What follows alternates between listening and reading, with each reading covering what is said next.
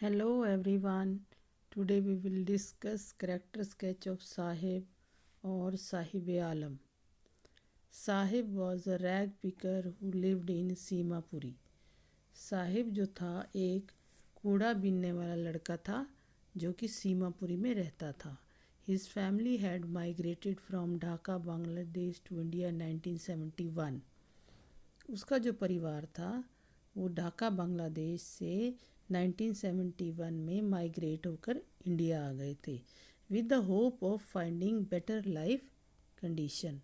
इस होप के साथ कि उनका जो जीवन है वो बेहतर होगा. Every morning he took a round of neighbouring areas in Delhi with a group of friends. हर सुबह को वो दिल्ली के आसपास के इलाकों का अपने दोस्तों के साथ एक ग्रुप में जो था चक्कर लगाता. And a light polythene bag on his shoulder, और एक हल्का पॉलीथीन का बैग उसके कंधे पर होता. स्क्राउंजिंग थ्रू गार्बेज डंप, और वो क्या करता, गार्बेज को के जो डंप थे यानी कि कूड़े के ढेर को खंगालता, उसमें से चीज़ें निकालता. क्या निकालता? सिफ्टिंग पेपर को निकालता खोल खोल कर कूड़े को. एंड पॉलीथीन, और पॉलीथीन को निकालता और अपने बैग में भरता. His daily existence was dependent upon his rag picking. उसका पूरा जो था दिन का जो काम था ये इसी पर ही निर्भर करता था. किस पर? कूड़ा बीनने पर. Routine. And this was the only means of livelihood and survival known to him. और यही उसका रूटीन होता था और यही उसका जीविका का साधन होता था और उसका संघर्ष का. जीविका चलाने के लिए जो संघर्ष करता था वो एक रैग पिकिंग का काम था जो कि वो ही जानता था.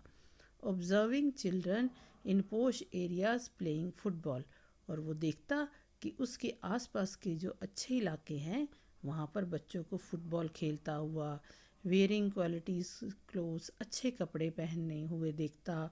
And shoes also awakened in him a yearning to be like them, और अच्छे जूते पहनते देखता. उसके मन में भी एक जिज्ञासा होती, इच्छा होती कि वो भी उनकी तरह रहे. He wanted to own a pair of shoes, वो अपने एक जोड़ी जूते चाहता था क्योंकि उसके पास जूते नहीं थे. वो बिना जूतों के घूमता था. गो टू स्कूल जाना चाहता था. बिकम एजुकेटेड, पढ़ना लिखना चाहता था. Play sports and lead a respectable life, वो गेम्स करना चाहता था और एक अच्छी इज्जतदार ज़िंदगी जीना चाहता था. Like all children of his age he also had many hopes and dreams, और बच्चों की तरह जो उसकी उम्र के थे उसके भी कुछ आशाएं थी, कुछ सपने थे कम ट्रू जिसको वो सच करना चाहता था. He knew that he did not have many choices, वो जानता था कि अमीर लोगों के बच्चों की तरह उसके पास ज़्यादा चॉइसेस नहीं है. एंड हीज रिफ्यूज स्टेटस, और उसका and poverty were a great handicap, और उसका जो ये स्टेटस था कि कूड़ा बीनने वाला, और उसकी गरीबी उसके आगे आड़े आती थी और उसको एक हैंडीकैप बना देती थी. But Saheb also possessed resilient spirit, Sahib जो था ना झुकने वाला जो था स्पिरिट का मालिक था. As he decided to give shape to his dream, और उसने अपने ड्रीम को शेप देने का सोचा, यानी अपने सपने साकार करने का सोचा. ऑफ अ बेटर लाइफ, और एक अच्छा जीवन जीने का सोचा. बाय अबैंडनिंग रैग पिकिंग, और किस तरीके से उसने रैग पिकिंग का काम छोड़ दिया. And taking up a regular job, और एक रेगुलर जॉब चुन ली. He joined as an apprentice in tea stall, वो एक चाय की दुकान पर लग गया और अप्रेंटिस की तरह काम करने लगा. For ₹800 per month along with meal every day, जहाँ पर उसको हर महीने 800 रुपये मिलते और साथ में ही पूरे दिन का भोजन. Yet he was not happy, यद्यपि वो खुश नहीं था. वर्किंग देयर, वहाँ पर काम करके. His rag picking bag was lighter than the canister. उसका रैग पिकिंग का जो बैग था वो उस चाय वाली केतली से हल्का था.